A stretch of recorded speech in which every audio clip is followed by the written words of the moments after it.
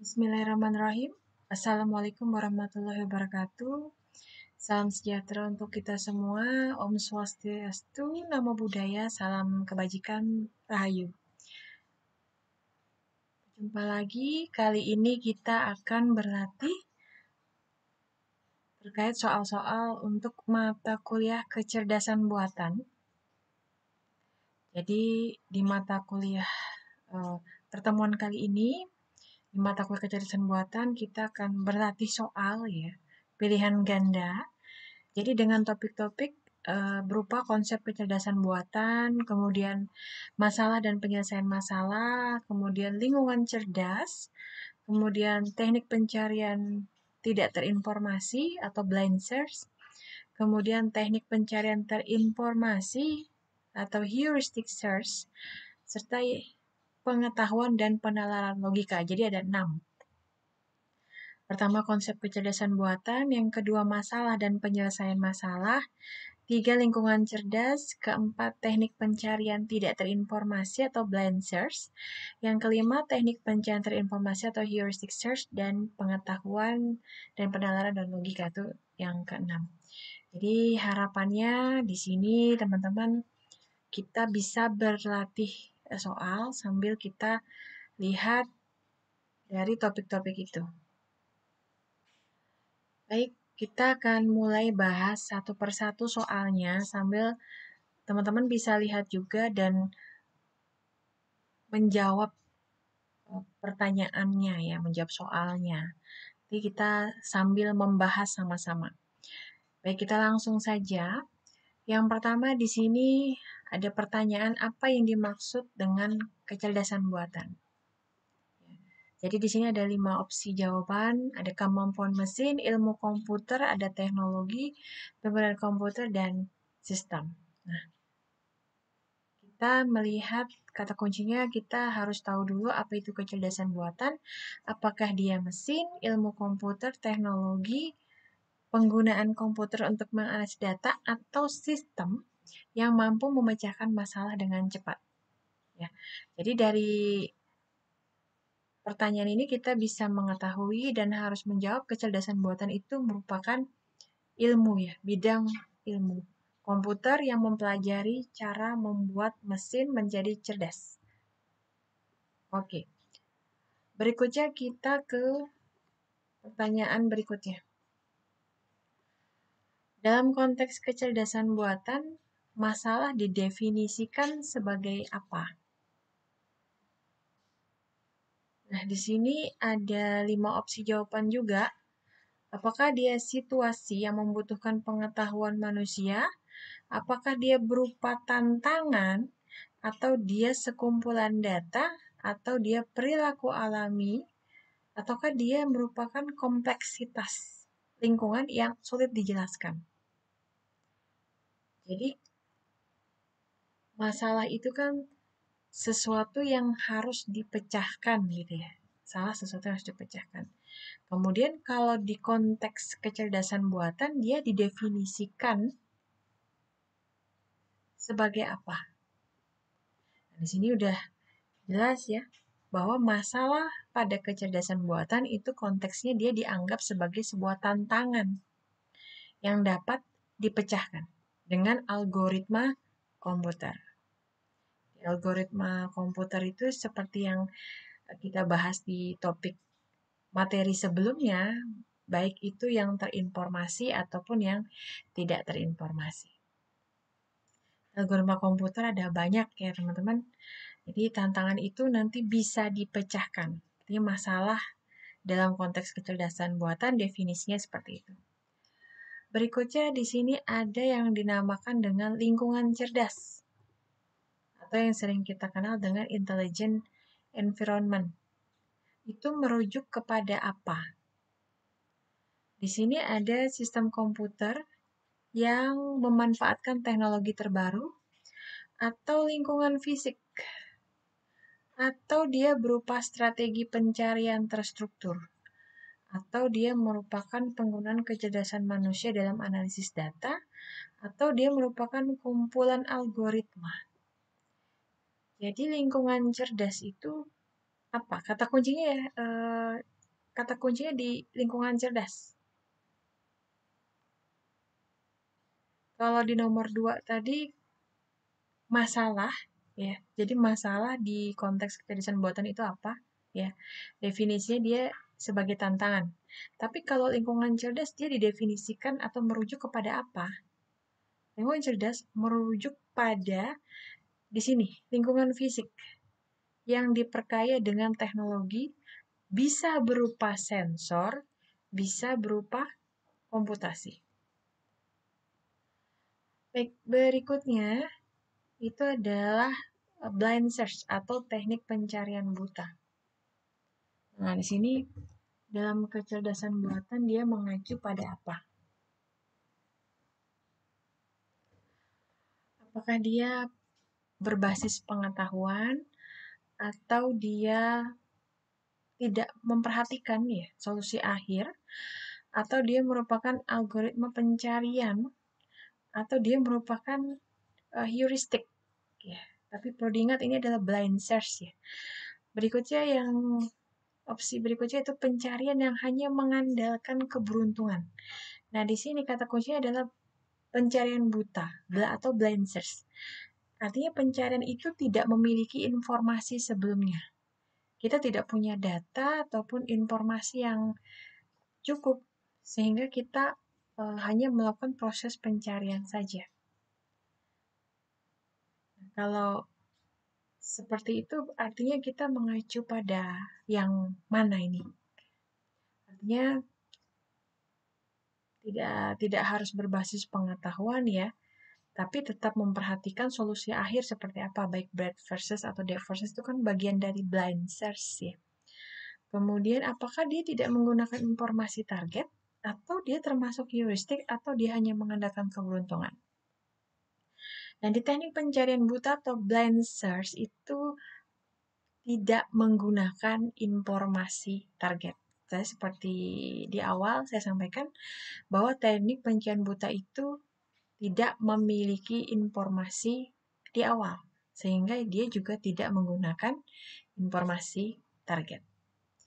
Berikutnya, apa yang membedakan teknik pencarian terinformasi atau heuristic search dari pencarian buta? Pencarian buta itu blind search ya, atau uninformed search.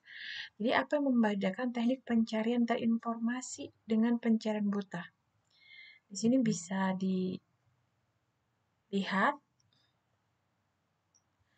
kalau pencarian buta itu selalu menghasilkan solusi optimal. Kalau yang berikutnya di sini, teknik heuristik menggunakan informasi tambahan untuk mengarahkan pencarian. Berikutnya, pencarian buta tidak memerlukan algoritma. Yang berikutnya, opsi jawaban berikutnya, teknik heuristik hanya cocok untuk masalah sederhana. Opsi berikutnya, pencarian terinformasi mengandalkan keberuntungan. Nah, jadi kita lihat kata kuncinya di sini adalah membedakan. Artinya kita harus mengetahui dulu apa perbedaan terinformasi dengan pencarian buta. Nah, yang membedakan adalah kalau terinformasi dia punya data ataupun informasi sebelumnya dalam melakukan pencarian. Itu teknik pencarian terinformasi atau heuristic search.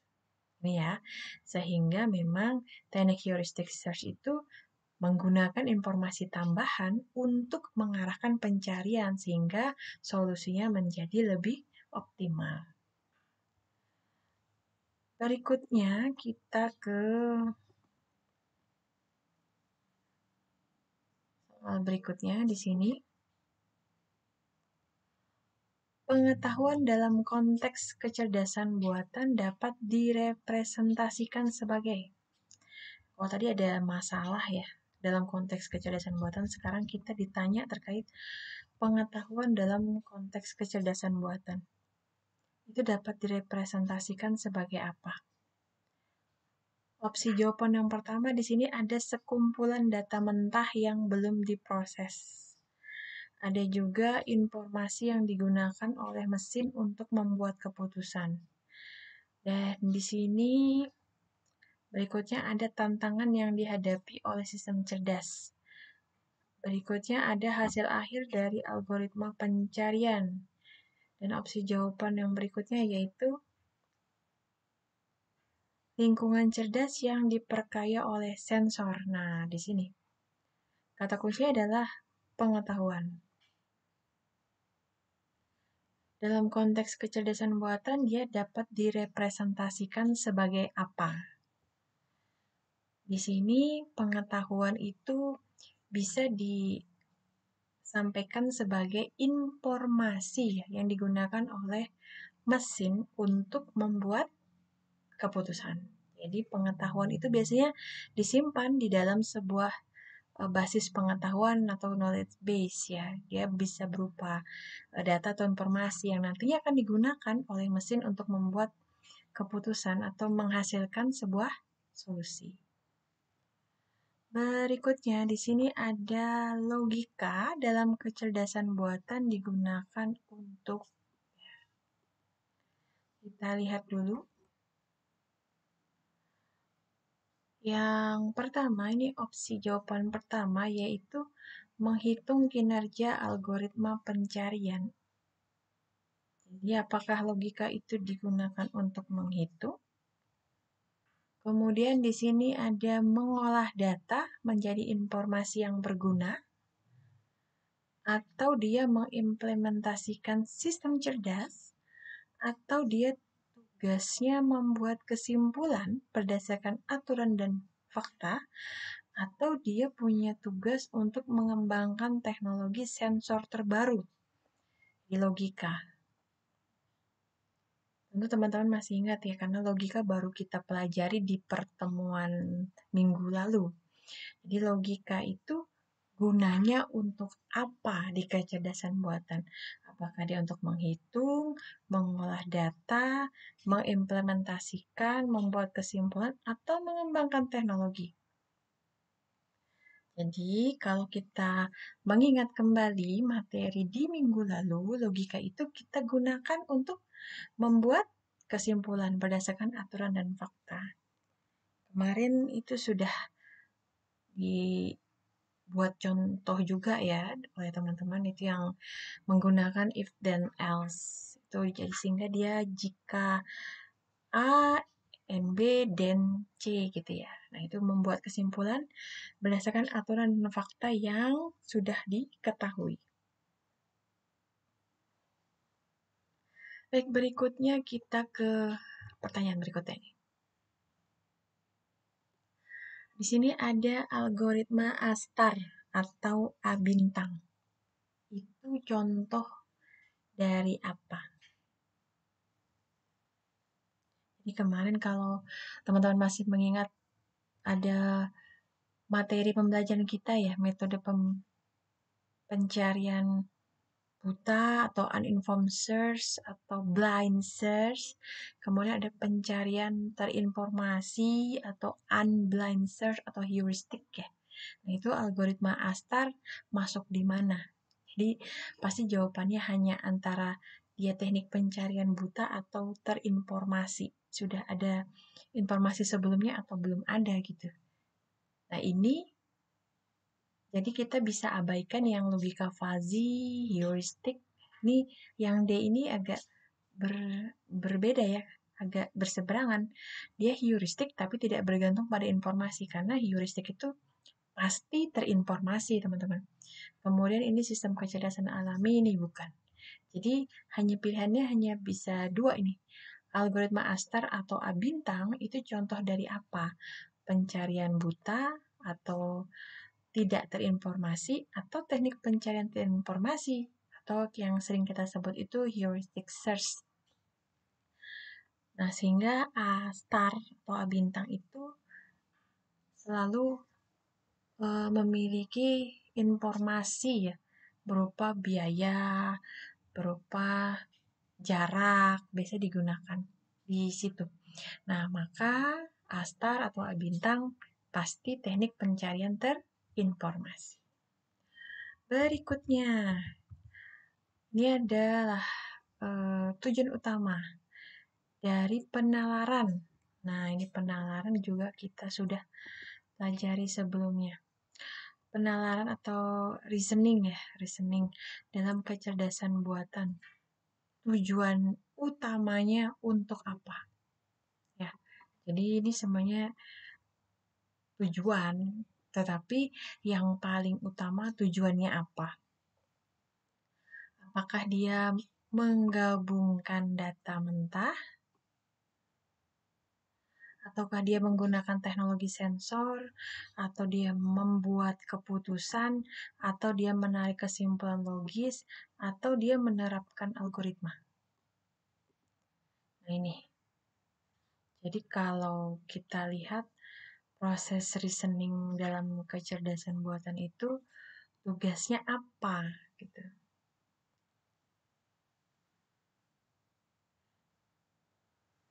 Kalau dari materi yang sebelumnya, teman-teman boleh membaca kembali atau melihat videonya kembali apabila terlupa ya.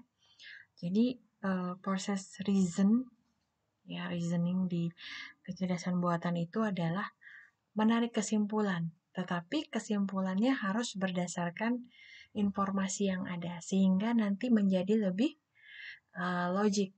Makanya setelah reasoning itu baru muncul logik.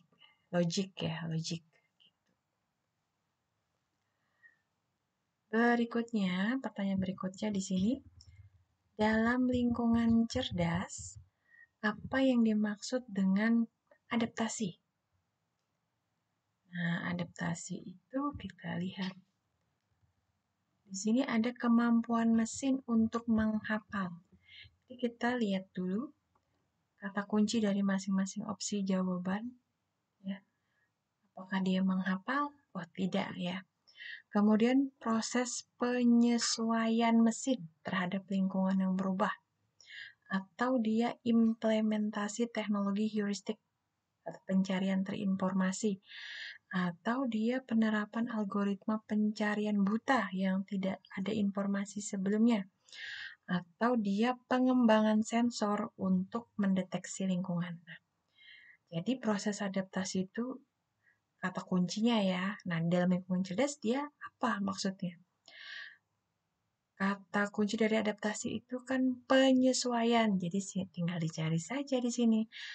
Proses penyesuaian mesin terhadap lingkungan yang berubah-ubah.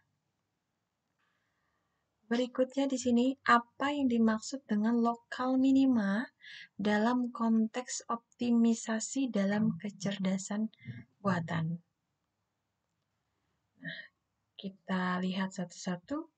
Yang pertama, mendeskripsikan titik di mana fungsi tujuan mencapai nilai minimum lokal, atau lokal minima itu adalah istilah yang digunakan untuk menyebut titik awal algoritma optimisasi, atau situasi di mana algoritma tidak konvergen karena terjebak di titik optimum global, atau dia merupakan fenomena di mana algoritma mencapai solusi suboptimal yang tidak dapat ditingkatkan.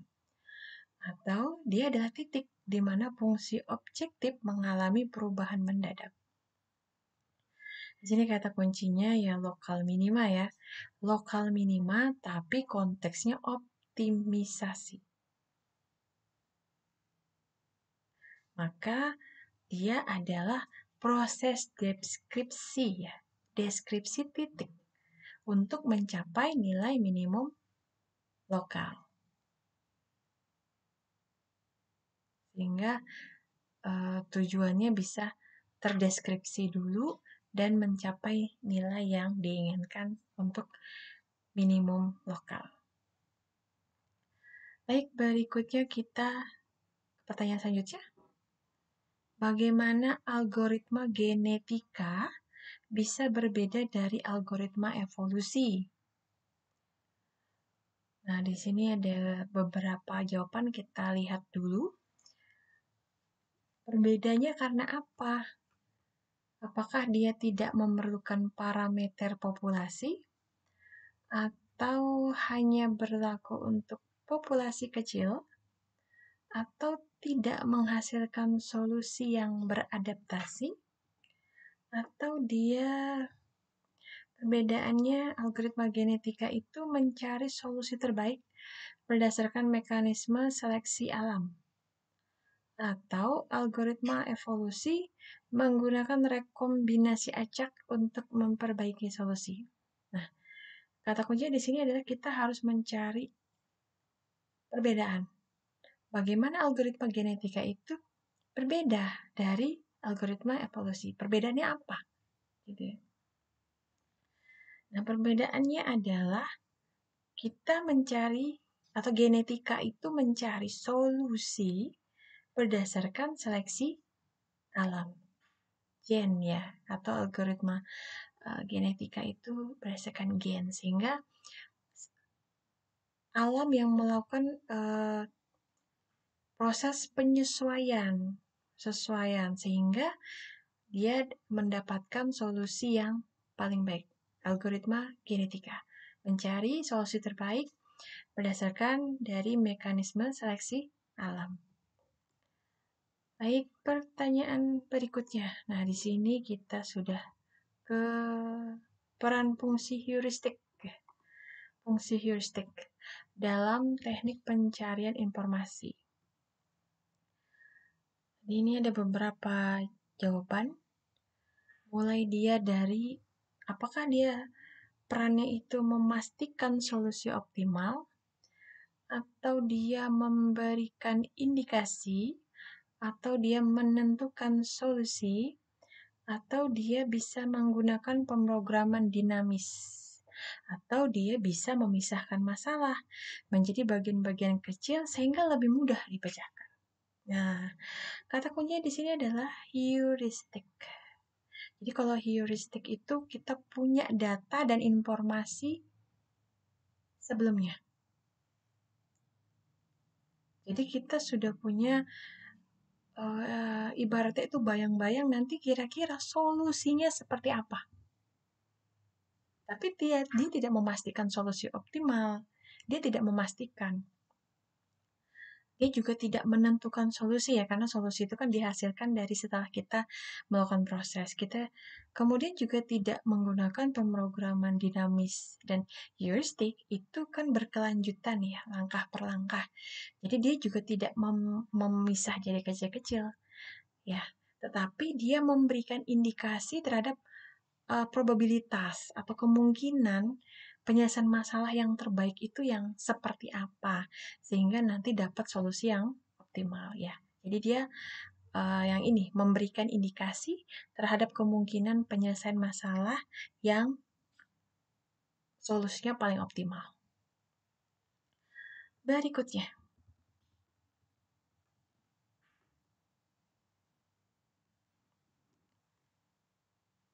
di sini mengapa penggunaan logika fuzzy bermanfaat dalam sistem pengontrol cerdas? Logika fuzzy itu logika kabur ya. Jadi bagaimana dia bisa bermanfaat di dalam sistem? Apakah dia mampu menghasilkan keputusan biner yang tepat? Biner itu hanya 0 dan 1, ya dan tidak gitu. Jadi kemungkinan bukan ya, karena logika fuzzy itu range-nya tidak hanya 0 dan 1. Kemudian di sini mengatasi ketidakpastian dan ambiguitas dalam masalah pengontrolan. Ya ini masih mungkin ya, karena logika fuzzy kan termasuk logika kabur yang masih belum jelas. Kemudian yang C itu mempercepat waktu eksekusi algoritma. Belum ya sepertinya, karena waktu eksekusinya nanti harus berdasarkan range juga. Kemudian mengintegrasikan data mentah dengan baik, sepertinya bukan untuk logika fuzzy. Kemudian memaksimalkan kecepatan komputasi, sepertinya bukan. Bukan ya, karena itu tergantung proses, jadi tidak terlalu maksimal juga. Sehingga jawaban yang paling mungkin mengapa penggunaan logika fuzzy itu bermanfaat, yaitu bisa mengatasi ketidakmungkinan. bisa mengatasi ketidakmungkinan ya, dan ambiguitas, sesuatu yang masih belum jelas gitu ya dalam masalah pengontrolan. Baik, yang berikutnya apa yang dimaksud dengan overfitting dalam konteks pembelajaran mesin. Nah, di sini overfitting itu kita lihat dulu proses di mana model pembelajaran mesin tidak belajar dari data pelatihan atau suatu kondisi di mana model pembelajaran terlalu sederhana untuk data yang rumit, atau model pembelajaran mesin yang tidak dapat memberikan prediksi yang akurat, atau kondisi di mana model pembelajaran terlalu cocok dengan data pelatihan dan gagal mengeneralisasinya, atau dia merupakan masalah yang disebabkan oleh jumlah parameter yang terlalu sedikit pada model. Nah, kata kuncinya ada di overfitting. Ya, ada di overfitting ya. Jadi kalau di overfitting itu artinya pasti sesuatu yang lebih. Nah, tinggal dilihat saja mana yang ada kata terlalu atau kata lebih gitu. Kalau dari konteks pembelajaran mesin. Bukan yang ini ya, bukan opsi yang pertama. Kemudian opsi B bisa mungkin kondisi di mana model pembelajaran terlalu sederhana untuk data yang rumit. Tapi di sini kata kunci overfitting. Kemudian kita lihat lagi opsi yang berikutnya, model pembelajaran mesin yang tidak dapat memberikan prediksi yang akurat ya. Bukan ya. Kemudian kondisi di mana model pembelajaran terlalu cocok dengan data pelatihan dan gagal mengeneralisasi. Nah, di sini ada kata terlalu cocok dengan data pelatihan. Ini bisa ya, jadi tadi yang opsi nomor 2 sama opsi yang ini. Kemudian masalah yang disebabkan oleh jumlah parameter yang terlalu sedikit pada model. Nah, ini ada kata terlalu. Nah, di sini ada kata berikutnya adalah overfitting ya. Jadi kalau overfitting itu kita fit itu kan dari kata cocok ya. Nah, jadi di sini kita kondisi di mana model pembelajaran terlalu cocok dengan data pelatihan dan kita gagal mengeneralisasinya. Artinya sehingga kalau terlalu banyak yang cocok juga gagal untuk digeneralisasi gitu.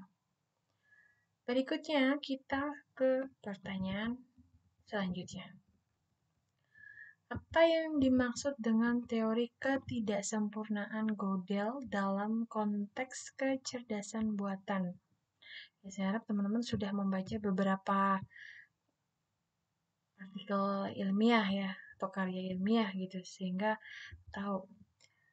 Di sini teorema ketidaksempurnaan. Kita tadi sudah belajar overfitting ya, sekarang teorema ketidaksempurnaan. Kita lihat. Yang pertama itu teorema yang membuktikan keberadaan solusi optimal untuk semua masalah. Kemudian konsep yang menyatakan bahwa ada batasan pada kemampuan sistem berbasis logika formal, atau bukti bahwa kecerdasan buatan tidak akan pernah dapat melebihi kecerdasan manusia, atau ini konsep yang menunjukkan hubungan antara algoritma genetika dan evolusi biologis, atau teorema matematika yang menjelaskan pemrograman dinamis dalam kecerdasan buatan. Jadi kalau menurut Gödel, teman-teman bisa membaca juga ya karya ilmiah atau papernya itu atau beberapa artikel ilmiah gitu ya.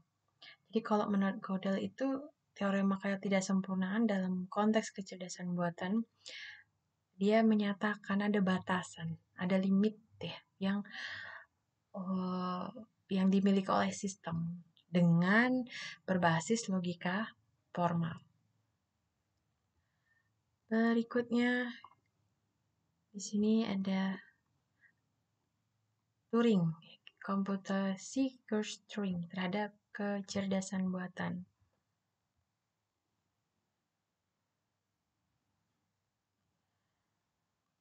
Di Di sini pertanyaannya, apa implikasi dari batasan komputasi Turing terhadap kecerdasan buatan? Maka dia menyatakan bahwa komputer kuantum akan menggantikan komputer klasik dalam waktu dekat, atau dia menguraikan batasan teoritis dalam kemampuan komputasi mesin-mesin Turing, atau dia memberikan batasan pada implementasi algoritma genetika dalam sistem komputasi, atau dia menjelaskan batasan komputasi paralel dalam kecerdasan buatan, atau dia menunjukkan keterbatasan dalam menggunakan logika fuzzy untuk mengatasi masalah. Jadi, Turing ini biasanya digunakan di sistem pakar ya. Sistem pakar itu bagian dari kecerdasan buatan. Dia menguraikan batasan teoritis dalam kemampuan komputasi mesin-mesin Turing. Jadi mesin Turing itu dianggap berhasil kalau si manusia itu tidak bisa membedakan mana jawaban dari manusia dan mana jawaban dari mesin. Nah, itu mesin-mesin Turing dianggap berhasil. Berikutnya, di sini ada pertanyaan terkait traveling salesman problem. Mengapa masalah traveling salesman problem itu seringkali sulit gitu ya untuk diselesaikan? Tidak ada metode pencarian, atau masalah tersebut melibatkan kombinasi eksponensial dari rute yang mungkin, atau kondisi batas pada algoritma genetika yang tidak dapat memecahkan itu, atau masalahnya yang melibatkan informasi yang terlalu kompleks, atau solusinya hanya dapat dicapai dengan teknologi komputer kuantum. Nah, ini traveling salesman problem ini ada di materi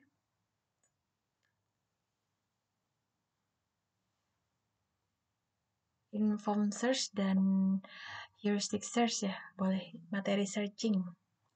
Coba dibaca kembali dan dilihat kira-kira jawabannya yang mana untuk masalah traveling salesman problem itu kan seringkali sulit untuk diselesaikan.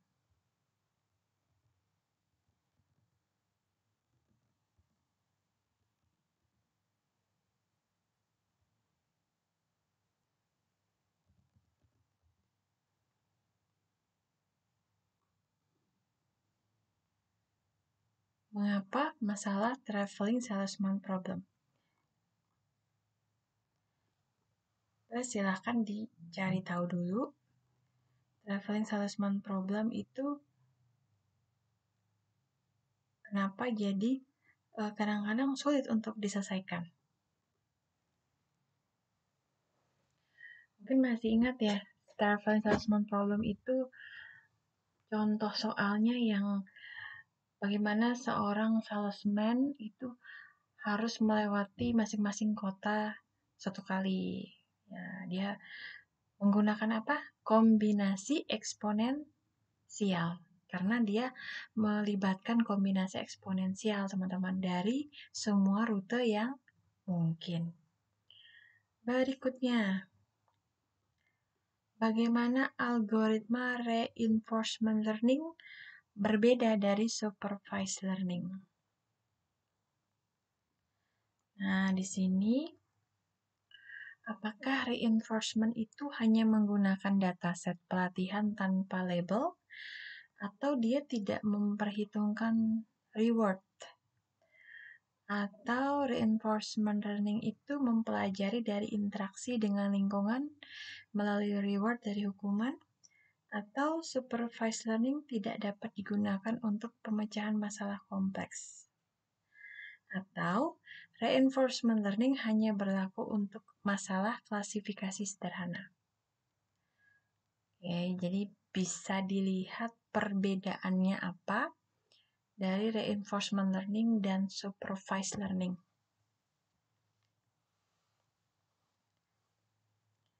Kita lihat di sini apakah ini terkait dataset, ataukah dia terkait reward, ya, ataukah terkait interaksi atau pemecahan masalah kompleks atau malah terkait klasifikasi sederhana. Jadi penguatan pembelajaran di sini atau reinforcement learning itu terkait dengan proses interaksi dengan lingkungan, baik itu melalui reward ataupun hukuman. Berikutnya, kita diminta untuk melihat kembali ya, apa yang dimaksud dengan cures of dimensionality dalam konteks machine learning. Jadi ini juga masuk di algoritma genetika ya. Nah, di sini kita melihat course-nya di sini apakah kemampuan model pembelajaran mesin untuk menangani data bertingkat atau kesulitan dalam mengeneralisasi model pada dataset berdimensi tinggi, atau dia menjadi batasan dalam penggunaan logika fuzzy di penalaran, atau malah menjadi masalah yang mungkin timbul akibat keterbatasan komputasi paralel, atau dia merupakan keberhasilan algoritma genetika dalam menyelesaikan masalah kompleks.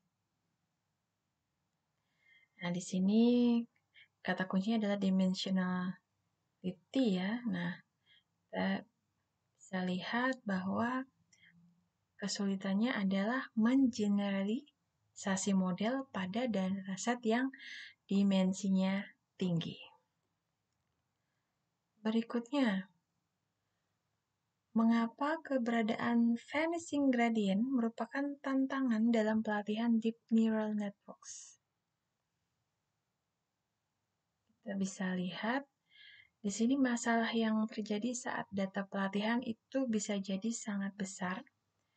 Kemungkinan ketidakseimbangan antar fungsi aktivasi dalam jaringan, atau kondisi di mana gradien dari fungsi objektif menjadi sangat kecil selama proses backpropagation, atau adanya ketergantungan pada algoritma genetika dalam deep learning, atau masalah yang terjadi saat menggunakan logika fuzzy di jaringan saraf. Jadi kalau di vanishing gradient itu adalah kondisi atau keadaan ya, di mana gradien dari fungsi objektifnya menjadi kecil selama proses backpropagation. Berikutnya kita ke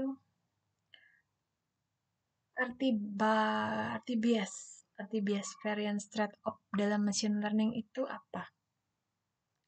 Bias ya, kata kuncinya bias. Apakah dia akan memuat arti kesulitan atau keseimbangan antara kompleksitas dan kemampuan, atau dia menjadi tantangan, atau dia merupakan perbedaan utama ya antara supervised learning dengan reinforcement learning, atau dia ketergantungan pada algoritma genetika dalam menghadapi bias dan varian. Kalau dilihat di sini bias dari variasi trade-off itu dia keseimbangan ya antara kompleksitas model dengan kemampuan dalam melakukan generalisasi. Berikutnya di sini ada nih, mengapa klasifikasi data menjadi masalah yang sulit dalam machine learning? Silahkan dibaca dulu opsi jawabannya dan mulai untuk mencari jawaban mana yang paling cocok. Mengapa klasifikasi data menjadi masalah yang sulit dalam machine learning?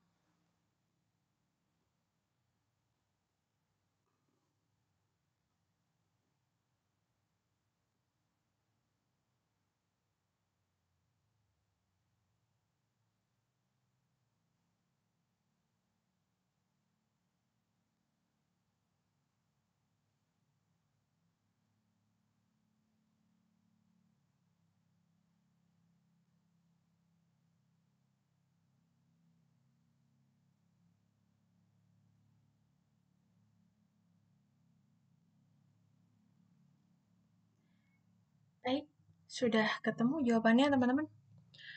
Jadi, kita bisa lihat proses klasifikasi data itu sebenarnya mudah.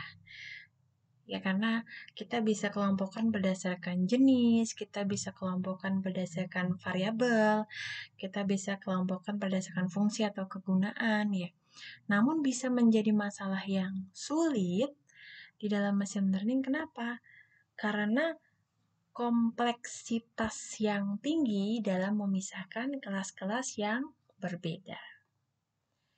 Kalau datanya kompleks, banyak gitu ya.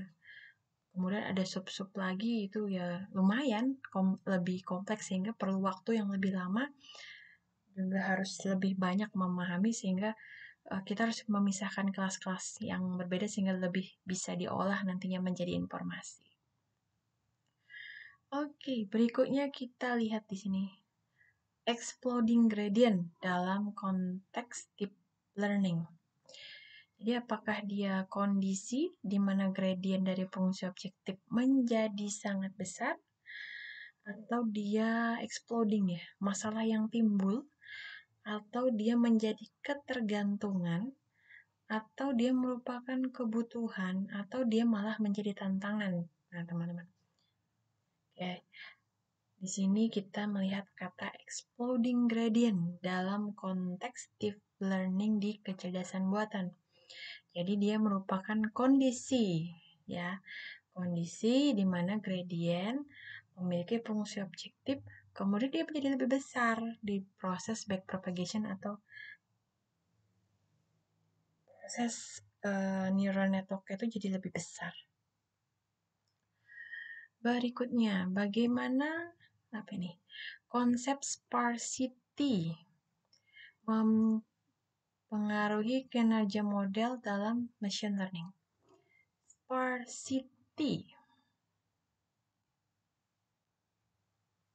apakah dia bisa menghasilkan model yang lebih efisien, ataukah dia mengurangi kompleksitas model, atau dia bisa membuat model ya yang lebih mudah diterjemahkan, atau dia bisa meminimalkan model atau meningkatkan keberhasilan algoritma genetika dalam training. Jadi kalau sparsity itu lebih efisiensi ya, mengurangi ruangan itu, menghemat memori juga terkadang. Jadi dia lebih menghasilkan model yang lebih efisien ya secara komputasi. Berikutnya, apa dampak data imbalance pada kinerja model klasifikasi? Nah, di sini model itu apakah bisa menjadi lebih adaptif, atau tantangan dalam mengidentifikasi kelas minoritas, atau bisa mengurangi kebutuhan akan logika, atau adanya ketergantungan pada algoritma genetika, atau merupakan kondisi di mana model menghasilkan output yang terbatas. Jadi kalau imbalance itu dia bisa mengidentifikasi kelas-kelas minoritas atau kelas dengan data yang lebih sedikit, data yang lebih kecil. Berikutnya, mengapa penggunaan metode ensemble seperti random forest efektif dalam machine learning? Di sini dia kenapa dia lebih efektif begitu ya? Jadi apakah dia memastikan bahwa model itu hanya menggunakan data pelatihan? Sepertinya tidak ya. Kemudian menerapkan teknologi logika fuzzy.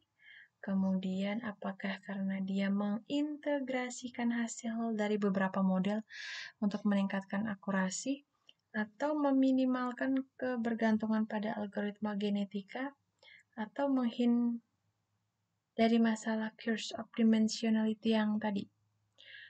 Jadi ensemble itu jadi lebih efektif karena dia ada proses integrasi.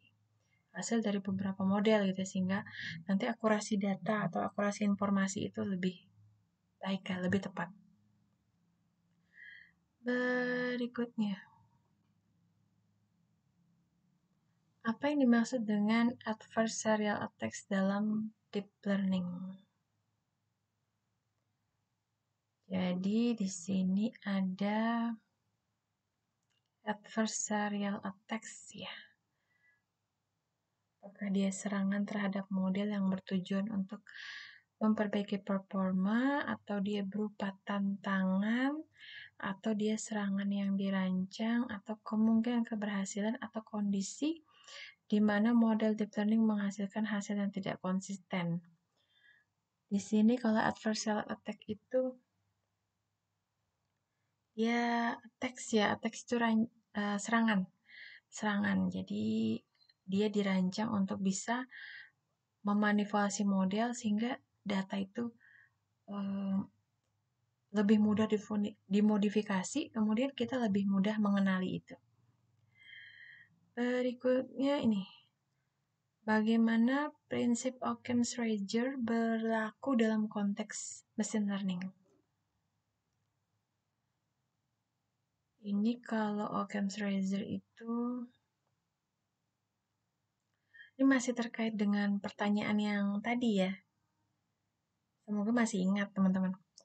Jadi ini kaitannya dengan overfitting kalau Occam's razor ini, sehingga dia berlaku di konteks machine learning. Jadi dia bisa meminimalkan kompleksitas model itu jadi bisa lebih minimal gitu, lebih sedikit supaya tidak terlalu overfitting. Berikutnya, mengapa eksplorasi dan eksploitasi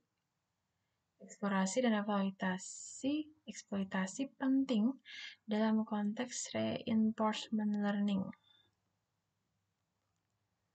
Di sini ada membuat model lebih adaptif atau menjamin bahwa logika fuzzy diterapkan secara efisien, atau dia bisa menemukan keseimbangan, atau bergantung pada algoritma genetika untuk memperbaiki performa model, atau menghindari curse of dimensionality dalam proses pencarian solusi. Nah, jadi itu kenapa dia penting? Karena ini proses pembelajaran kembali ya, supaya dia lebih sama gitu. Jadi setelah dieksplorasi, kemudian eksploitasi, kemudian untuk penguatan pembelajaran gitu, supaya sama, seimbang. Nah ini berarti kita udah ketemu jawabannya. Supaya kita bisa menemukan keseimbangan antara solusi baru dengan pengetahuan yang sudah ada. Nah, jadi kita punya data, kita punya informasi ya, kita punya knowledge base bahwa kita bisa cari solusi baru nih melalui inference engine. Baik, berikutnya kita ke ini pertanyaan berikutnya nih. Apa yang dimaksud dengan kecerdasan buatan? Nah, ini yang mana? Teknologi untuk membuat mesin memiliki kecerdasan seperti manusia, atau ilmu yang mempelajari cara membuat robot, atau proses meniru perilaku hewan, atau metode untuk menyimpan data secara digital, atau algoritma untuk mengekstrak informasi dari gambar. Saya kira teman-teman juga sudah tahu jawabannya ya, karena kecerdasan buatan tadi sebenarnya adalah pengetahuan. Ya, tadi ada pertanyaan seperti ini, dia adalah pengetahuan teman-teman. Sebenarnya bisa di ilmu, tapi bukan hanya cara membuat robot. Jadi nanti lihat lagi gitu kata berikutnya, memiliki kecerdasan seperti manusia. Tapi ingat ya teman-teman, artificial intelligence atau kecerdasan buatan itu tidak menggantikan manusia, tetapi pengetahuan ataupun teknologi yang membuat mesin seolah-olah seperti dan memiliki kecerdasan seperti manusia. Berikutnya, ini Manakah di antara berikut yang bukan merupakan aplikasi umum kecerdasan buatan? Ini menarik nih. Boleh dilihat kembali ya. Bukan merupakan aplikasi umum ya.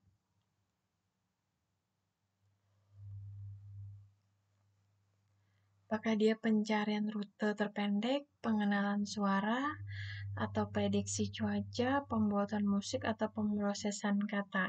Jadi kita cari yang bukan. Kalau bukan berarti yang mana?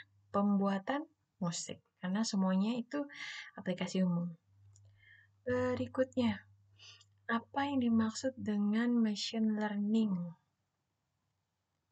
Machine learning itu adalah proses di sini ada 3 yang proses.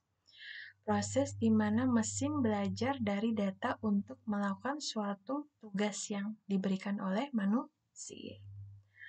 Kemudian berikutnya, teknologi yang digunakan untuk mencari solusi tanpa informasi tambahan.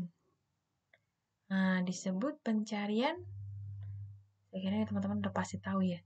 Pakai heuristik, apa kata informasi, buta, eksperimental, statistika. Kita udah tahu pencarian tuh 2, kemarin kita udah belajar. Informasi atau heuristik atau unblind search atau pencarian buta, uninformed search atau blind search. Jadi kalau tanpa informasi berarti pencarian buta. Berikutnya ini ada algoritma depth versus atau pencarian melebar pertama. Itu kategori apa? Depth versus itu sudah kita ketahui bahwa dia tidak punya informasi tambahan. Berarti dia termasuk blind search. Berikutnya, apa peran utama mesin inferensi di dalam sistem pakar? Nah, ini. Memproses data mentah di sistem informasi ya. Yaitu menerapkan aturan pengetahuan untuk menghasilkan kesimpulan. Jadi dari knowledge base, kemudian kita terapkan rule untuk menghasilkan ya, untuk menarik kesimpulan di inference engine. Kemudian di sini metode pencarian yang menggunakan informasi tambahan untuk memandu pencarian disebut pencarian. Jadi ada informasi tambahan ya, kata kuncinya ada informasi tambahan. Berarti dia termasuk pencarian heuristik. Kemudian di sini apa yang dimaksud dengan computer vision dalam konteks kecerdasan buatan? Yaitu kemampuan mesin untuk memahami dan menganalisis gambar, karena dia ada computer vision ya. Jadi bukan hanya suara, bukan hanya uang, dan bukan mengolah kata, tapi gambar. Berikutnya, model yang digunakan untuk membuat keputusan berdasarkan pola. Nah, dalam data itu disebut apa? Yaitu kita semua udah pasti tahu ya, sistem cerdas atau intelligent system. Kemudian berikutnya, apa yang dimaksud dengan neural network? Nah, neural network itu adalah model ya, model logika matematika itu, dan terinspirasi dari jaringan saraf manusia. Berikutnya di sini ada algoritma breadth versus. Nah, algoritma breadth versus itu berguna untuk menjelajahi graph. Ya, dia pasti menjelajahi graph. Tapi kalau breadth versus itu apakah mendalam atau meluas? Breadth versus. Breadth versus berarti secara luas atau melebar. Berikutnya, apa yang dimaksud dengan natural language processing?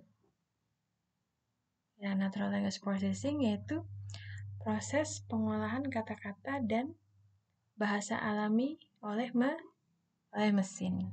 Jadi, yang diolah pasti kata.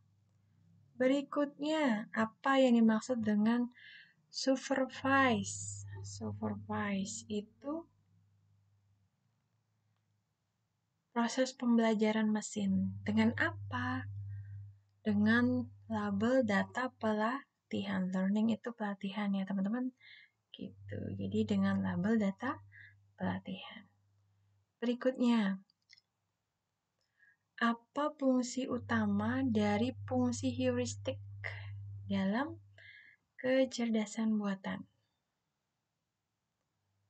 Nah, di sini apakah dia memberikan solusi optimal, membuat keputusan, memberikan indikasi, memproses data, atau membuat model? Jadi fungsi utama dari fungsi heuristik adalah memberikan indikasi tentang kemungkinan solusi yang baik atau solusi yang optimal. Nah, ini kemudian nih reinforcement learning tadi juga sudah, semoga masih ingat ya. Jadi proses belajar mesin dengan memberikan reward atau hukuman sehingga proses pembelajarannya bisa lebih baik. Berikutnya ini adalah algoritma Canires-Nehbor. Itu digunakan untuk apa? Boleh dicari dulu atau dilihat dulu algoritma Canires-Nehbor untuk apa?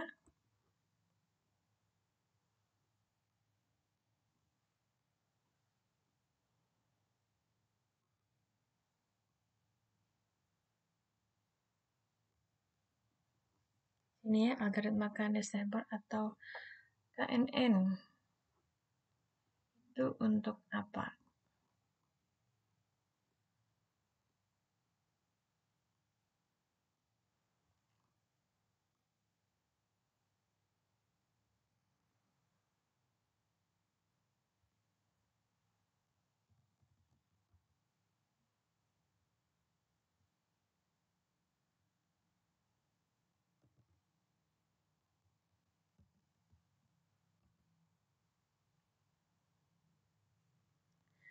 Untuk mengklasifikasi berdasarkan kedekatan dengan data-data yang terdekat ya. Jadi dia ada pengelompokan ya, sehingga dia berdasarkan kedekatan. Berikutnya apa yang dimaksud dengan unsupervised learning? Apa yang dimaksud dengan unsupervised learning itu adalah, jadi kalau supervised tadi dengan data, dengan label data, maka unsupervised itu tanpa label data pelatihan. Berikutnya, apa peran mesin inferensi dalam sistem pakar? Yaitu, jadi kalau tadi knowledge base itu untuk menyimpan pengetahuan, maka mesin inferensi untuk menerapkan aturan pengetahuan sehingga kita bisa mengambil keputusan atau membuat keputusan. Rekomendasi keputusan itu bisa dibuat dari menerapkan aturan pengetahuan di mesin inferensi. Berikutnya, apa yang dimaksud dengan logika fuzzy dalam kecerdasan buatan? Nah, jadi kalau logika fuzzy itu tadi memungkinkan nilai variabel itu menjadi tidak biner. Jadi tidak iya tidak gitu. Jadi dia lebih range-nya bisa jadi lebih luas kalau menggunakan logika fuzzy, tidak hanya dua. Ya tidak, tapi dia lebih luas ya. Berikutnya algoritma gradient descent digunakan dalam konteks apa di machine learning?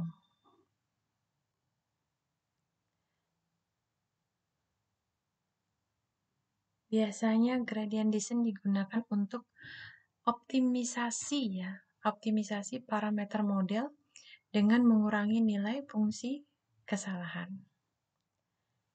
Kemudian, apa yang dimaksud dengan machine learning dalam konteks kecerdasan buatan? Yaitu proses di mana mesin belajar ya untuk melakukan tugas tanpa intervensi manusia. Jadi bukan lebih cerdas ya, bukan juga memahami, bukan juga lebih mandiri, bukan juga untuk emosi karena mesin tidak punya emosi.